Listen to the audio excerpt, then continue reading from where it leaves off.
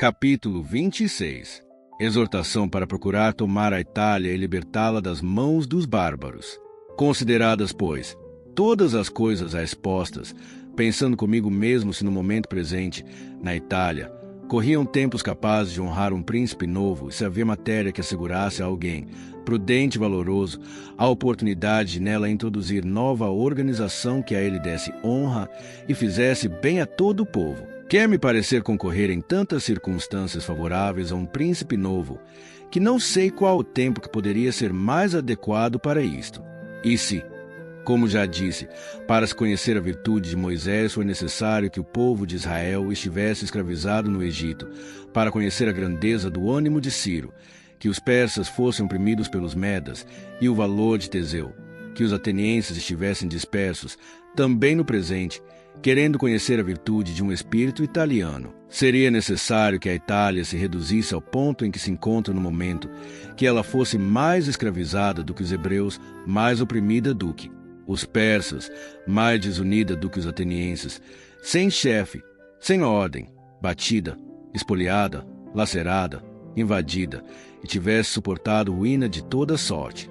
Se bem tenha surgido, até aqui, certo vislumbre de esperança em relação a algum príncipe, parecendo poder ser julgado como dirigido por Deus para a redenção da Itália, contudo foi visto depois como, no apogeu de suas ações, foi abandonado pela sorte, de modo que, tornada sem vida, espera ela por aquele que cura suas feridas e ponha fim aos saques à Lombardia, às mortandades no reino de Nápoles e na Toscana, e aqui o daquelas suas chagas já de há muito infistuladas.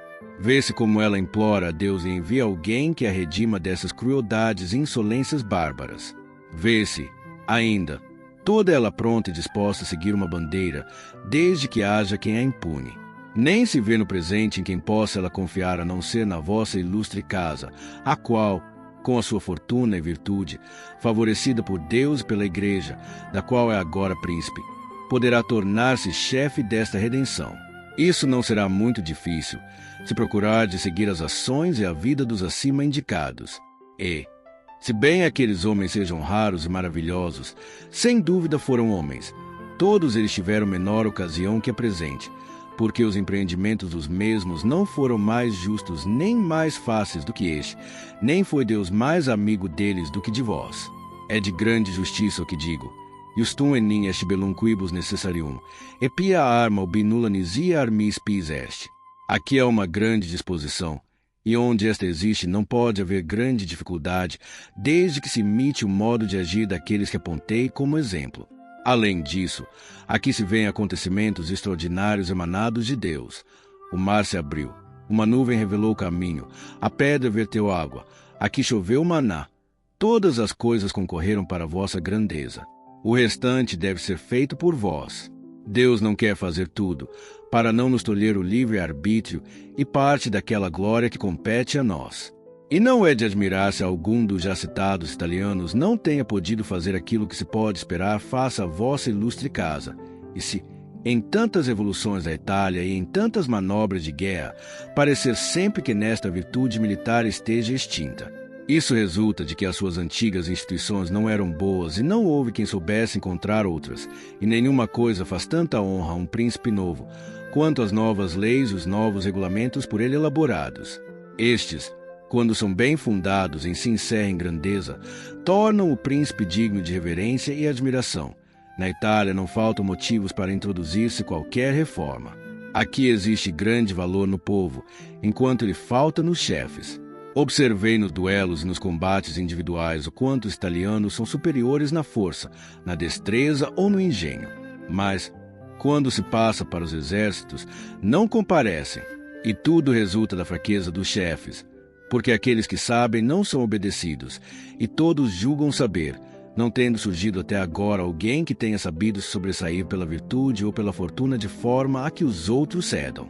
Daí decorre que, em tanto tempo, em tantas guerras feitas nos últimos 20 anos, sempre que se formou um exército inteiramente italiano, o mesmo deu mau exemplo, do que dão prova Taro, depois Alexandria, Capua, Gênova, vai lá, Bolônia, Mestre, querendo, pois, a vossa ilustre casa seguir aqueles homens excelentes e redimir suas províncias, é necessário, antes de toda e qualquer outra coisa, como verdadeiro fundamento de qualquer empreendimento, prover-se de tropas próprias, pois não se pode conseguir outras mais fiéis e mais seguras, nem melhores soldados.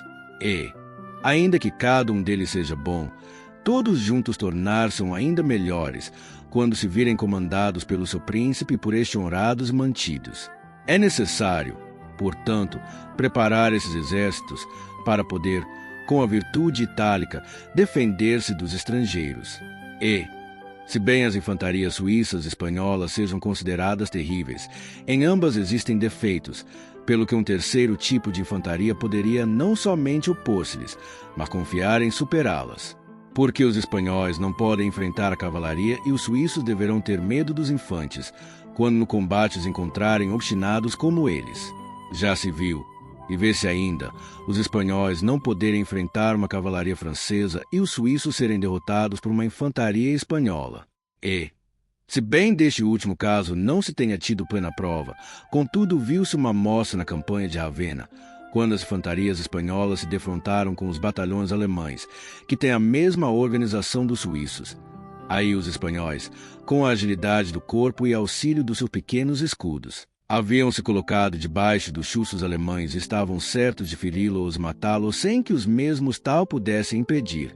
Realmente, não fosse a cavalaria que os atacou, teriam morto todos os inimigos.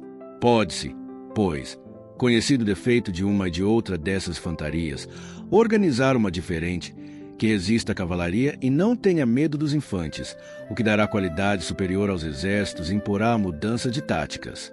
Estas são daquelas coisas que, reformadas, dão reputação e grandeza a um príncipe novo. Não se deve, pois, deixar passar esta ocasião, a fim de que a Itália conheça, depois de tanto tempo, um seu Redentor.